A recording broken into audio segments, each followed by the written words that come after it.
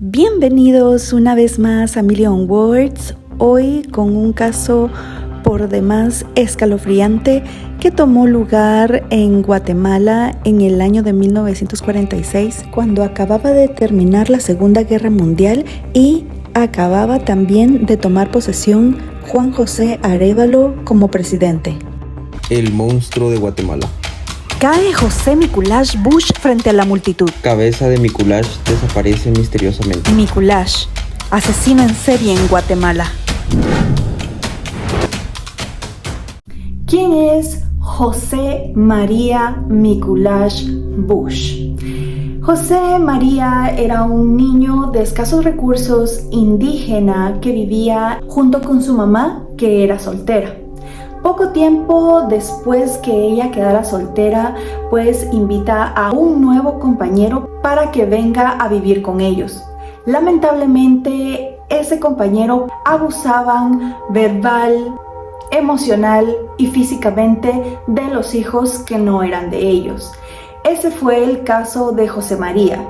Él apenas tenía 9 años cuando llegó esta nueva persona a vivir con ellos y lamentablemente empezó a experimentar estos abusos por parte de él.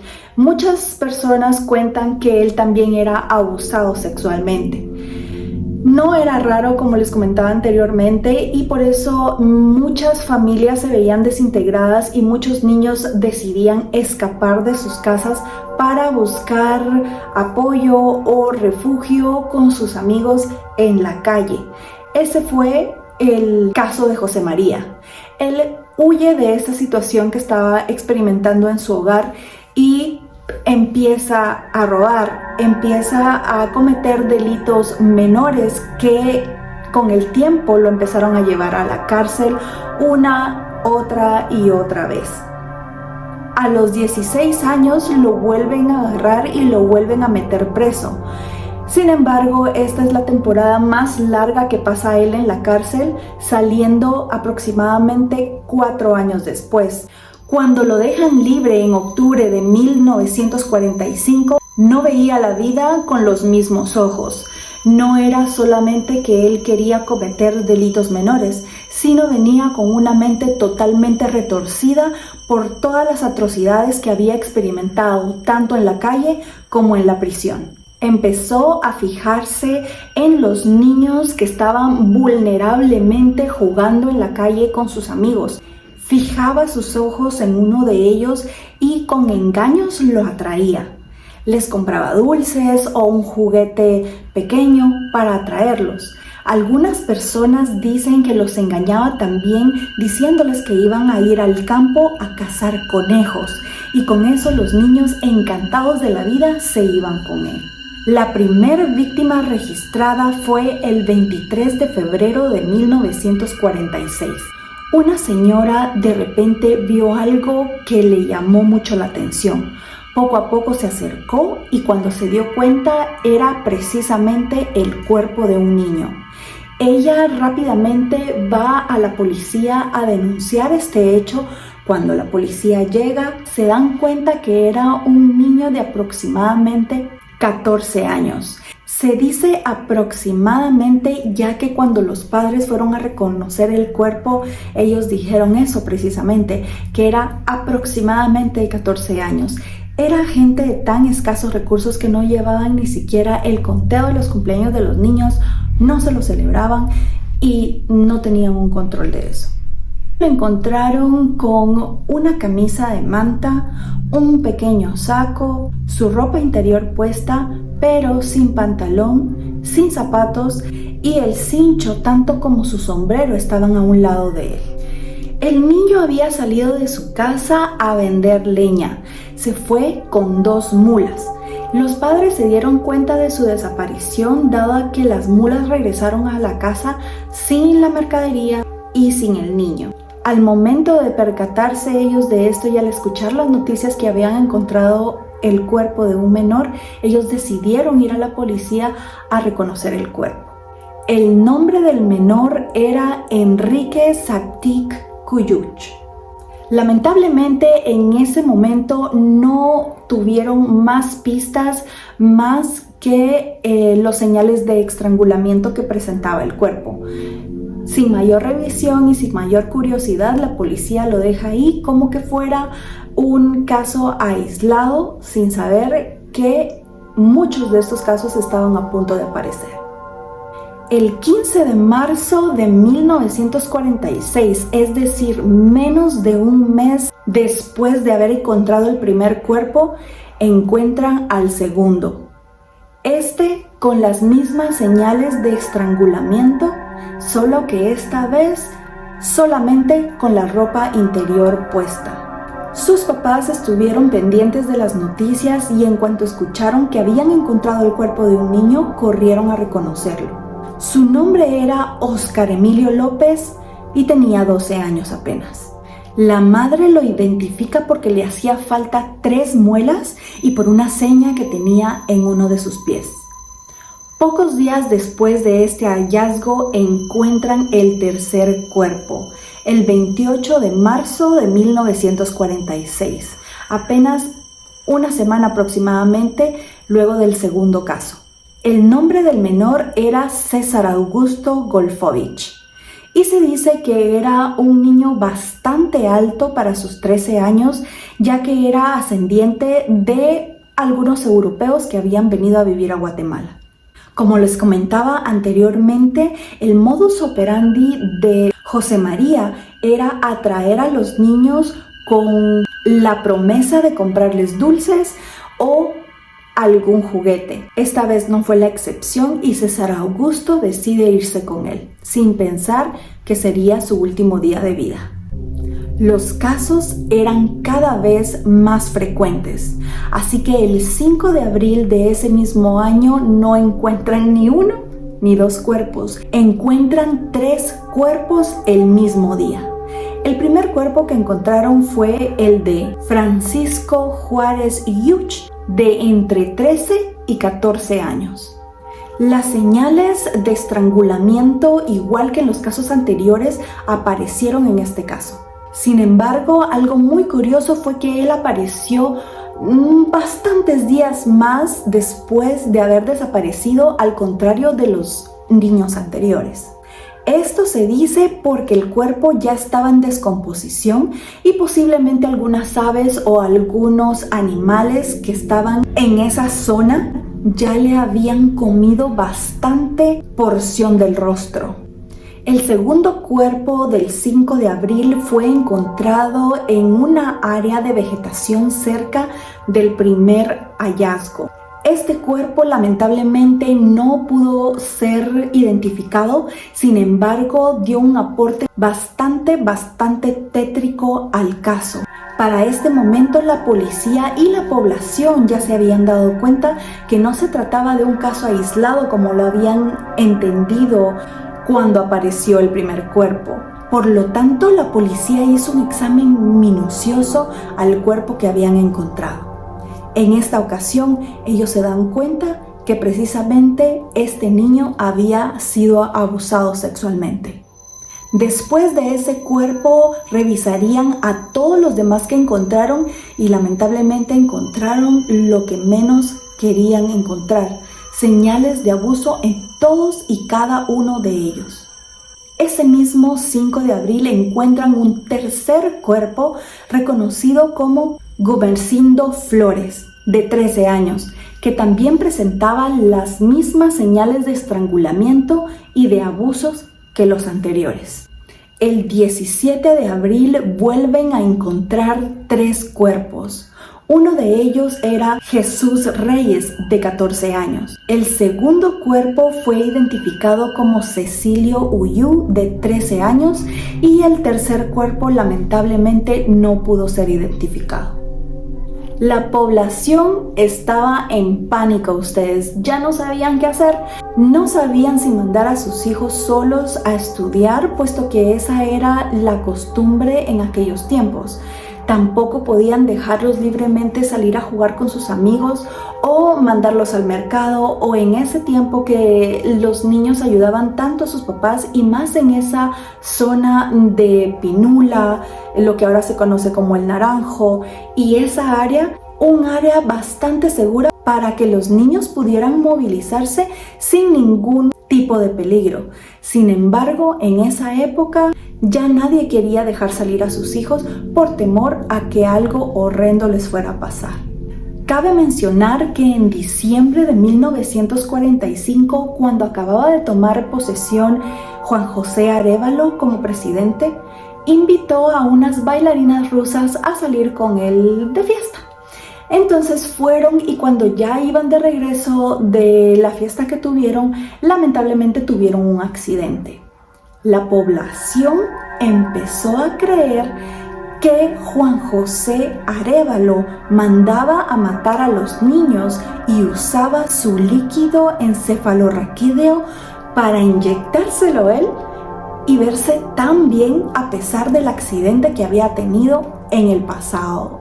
Imagínense cómo estaba el presidente, cómo estaba la policía, pensando que la población incluso le estaban pidiendo su renuncia por esta situación. En los próximos días encontrarían más cuerpos. El siguiente cuerpo fue encontrado el 21 de abril y el otro al siguiente día. Ambos cuerpos no pudieron ser identificados. Y así seguían apareciendo cuerpos y cuerpos de menores de edad, todos con los mismos rasgos de estrangulamiento, de abuso sexual y desnudos. Para fortuna de algunos niños habían logrado escapar con vida y otros habían sido dejados libres y lograron contar lo que habían vivido con este personaje. Dieron indicaciones de cómo lucía, de cómo caminaba, dieron detalles de lo que les había pasado y gracias a esto la policía les tomó especial interés y descubrieron que el personaje que buscaban era de muy baja estatura y de rasgos indígenas. Dado a que todos habían sido secuestrados en lugares públicos, fueron a estos lugares a entrevistar gente para ver si lograban recabar alguna información. Una señora que tenía un puesto en el mercado declaró que había visto precisamente a César Augusto Wolfovich caminando con una persona como la que ellos estaban describiendo, un hombre muy bajito con rasgos indígenas. Gracias a toda esta información que lograron recabar con la investigación, los policías hicieron un plan para poder atrapar al asesino. Por lo tanto, se colocaron estratégicamente en un mercado para lograr así dar con la persona que estaba haciendo tanto daño a la población guatemalteca. De repente, uno de los policías vio precisamente que un hombre con la descripción anterior pasaba por el mercado con un niño de la mano. Sigilosamente se fue tras ellos. Precisamente José María estaba llevando al niño a comprar una golosina. El policía lo vio desde lejos y esperó hasta que siguieran avanzando. Minutos después, José María volvió a tomar de la mano al niño y lo empezó a alejar de la zona concurrida. Estaban a punto de llegar al área verde cuando en eso José María se percató que el policía lo seguía. Entonces agarró al niño, lo tiró por un lado y se abalanzó contra el policía con un cuchillo en la mano. En ese momento, mientras el policía forcejeaba con José María, se dio cuenta que alguien más lo estaba esperando. En ese momento, él supo que José María no estaba trabajando solo y que no estaban buscando solamente a una persona, sino a dos. Pero la segunda persona salió huyendo y no supieron quién era. Dado a que este policía no estaba trabajando solo, inmediatamente el equipo llegó, ya que también iban detrás de ellos, y lograron así aprender a José María Mikulash Bush. Al momento del interrogatorio, se dan cuenta que José María era una persona sin empatía alguna, que no sentía culpa. Según sus propias palabras, él no sentía ningún arrepentimiento con respecto a lo que había hecho y que muy al contrario le gustaba asesinar a niños. Cuando le preguntaron que por qué niños, dijo simplemente que era fácil de hacerlo, que no peleaban, que no se defendían. Sin ningún remordimiento, él declara que sus víctimas no solamente son los niños que estaban ya registrados, sino 10 niños más que todavía la policía ni la población se habían enterado. Él mismo los lleva al lugar donde tenía enterrados a 2 niños más. Sin embargo, había algo bastante curioso. Él dijo que solamente había matado a 4 de las víctimas y que el resto había sido trabajo de nada más y nada menos que de su primo Mariano Mikuláš. En ese momento la policía se pone a trabajar arduamente y logran encontrar a Mariano. Ya con los 2 asesinos confesos, el presidente Juan José Arévalo decide crear un nuevo decreto, el decreto 235, en el que dice que se le dará prioridad a los casos que inmiscuyan a menores de edad. Gracias a este acuerdo, logran agilizar el proceso y llevar a José María y a Mariano a juicio. En este juicio se logra definir que los 2 son culpables. Sin embargo, a José María le dan la pena de muerte por fusilamiento y a Mariano le dan 30 años de cárcel.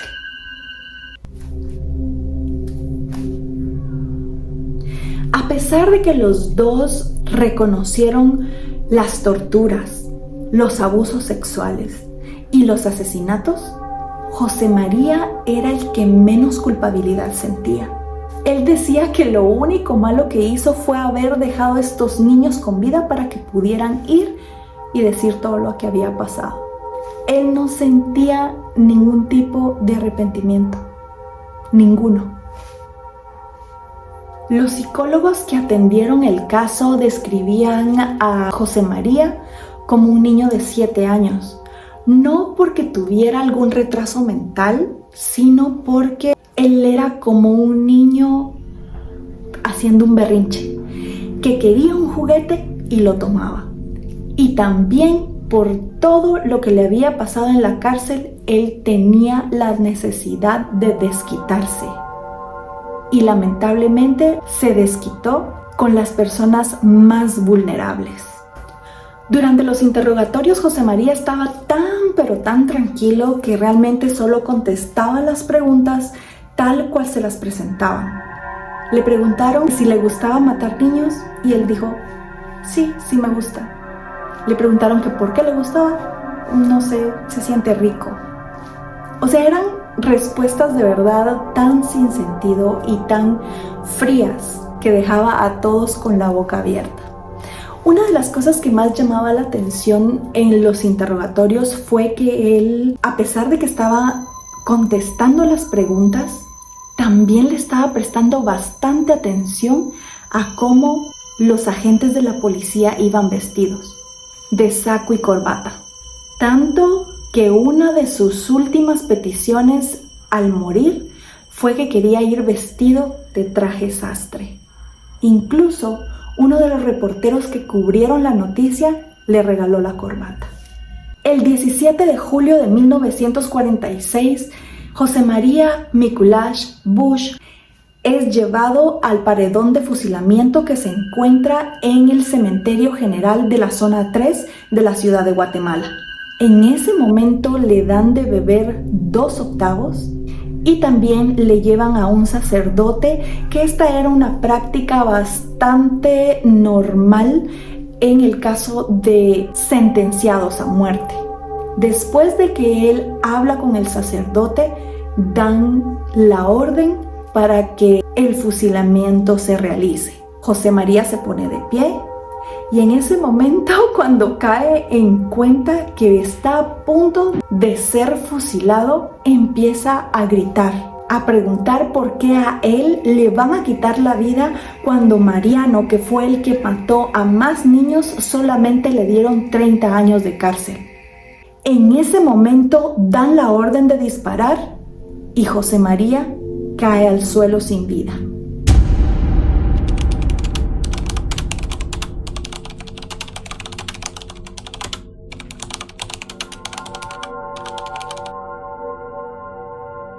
Por otra parte, a Mariano lo conducen a la cárcel. Él tenía aproximadamente 23 años cuando empieza su condena. En la cárcel, él aprende a leer. Posteriormente se hace cargo de la biblioteca en donde encuentra una Biblia y la empieza a estudiar. Y posteriormente se convertirá al cristianismo. 30 años después, en los años 70, cuando lo dejan en libertad, él decide hacer su propia iglesia y ser pastor. Sin embargo, años después muere debido a un cáncer provocado por las múltiples violaciones que sufrió mientras estuvo preso.